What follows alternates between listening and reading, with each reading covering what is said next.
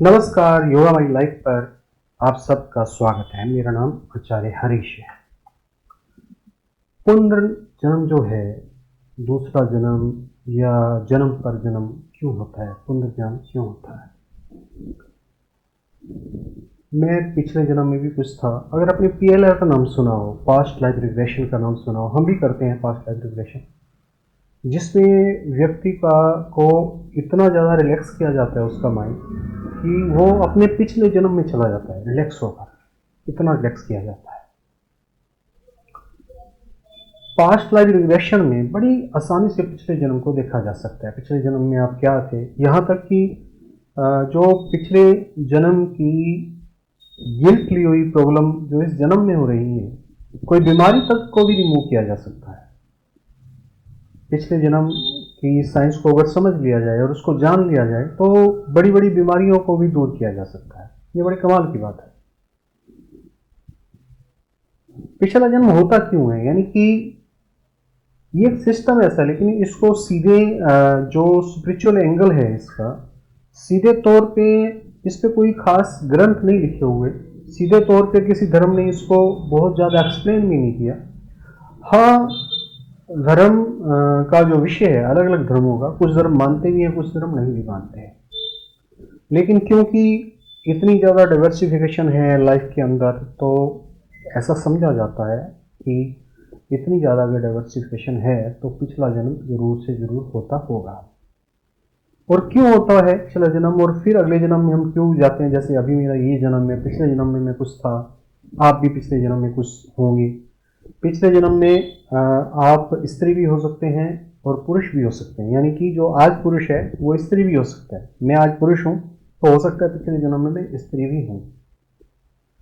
जो श्रीमद् भगवद गीता है वो कर्मों का उदाहरण देती है, यानी कि जो हम काम कर रहे हैं, प्रकृति इस तरीके से बनी हुई है, नेचर इस तरीके से बना हुआ है कि जो भी हम काम कर रहे हैं उन सभी कार्यों का, उन सभी कामों का रिजल्ट जो है वो प्रकृति देती है। भगवद गीता का जो सबसे मशहूर श्लोक है, कर्मण्येवाधिकारस्ते मा फलेषु कदाचन, उसका जो आंतरिक मीनिंग है वो यही है कि तू कर्म कर और उसका फल की चिंता मत कर, क्योंकि फल देने का अधिकार जो है प्रकृति का है।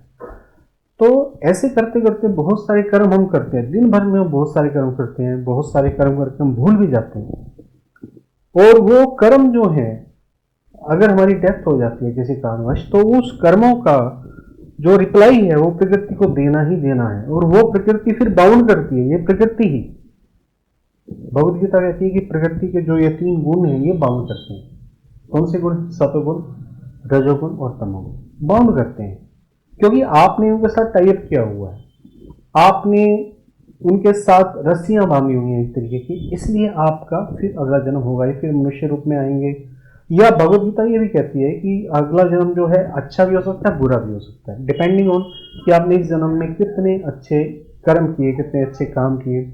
जिस जिस चीज को आपने छेड़ा इस प्रकृति के, प्रकृति ने उस चीज का रिप्लाई आपको देना है, और वो एक तरीके के मेंटल पैटर्न के रूप में हमारे माइंड में, प्रकृति में जमा होते रहते हैं, और फिर कर्म के रूप में हमारे कर्म बन जाते हैं, यानी कि मेंटल पैटर्न बन जाते हैं, संस्कार बन जाते हैं, और कर्म के रूप में फिर अगले जन्म में वो हमारे मेंटल पैटर्न बन के हमारे जीवन को डायरेक्ट करते हैं। इसलिए ही कोई किस जन्म में क्या है, अगले जन्म में क्या होगा, इसलिए बहुत सारी विसंगतियां हैं।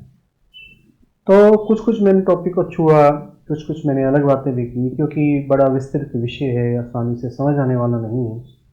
इसके लिए एक अलग तरीके का माइंड चाहिए, और माइंड अलग तरीके का मतलब ये है कि अलग तरीके की एक सोच चाहिए, जिससे कि हमें पता चल सके कि हम इस चीज़ को ग्रैस्प कर सकें, समझ सकें। आज के लिए इतना ही। वीडियो देखने के लिए बहुत बहुत धन्यवाद। Thank you very much. आपका दिन मंगलमय है।